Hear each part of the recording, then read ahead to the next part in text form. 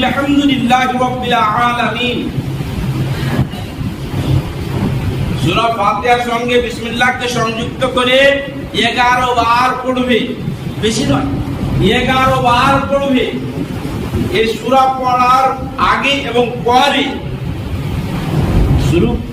এই আমলটা শুরু করার পূর্বে এবং শেষে দরুদ শরীফ অবশ্যই, দরুদ শরীফ অবশ্যই।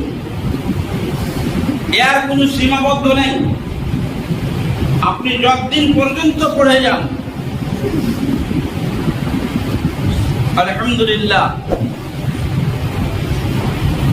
সুম্মা আলহামদুলিল্লাহ। আমার নবী বলছেন, যারা এই আমলটা করবে, আল্লাহ কোন দিক থেকে তাকে পয়সা টাকা দেবেন, ধনী বানাবেন, সে লোকটা কল্পনা করতে পারবে না।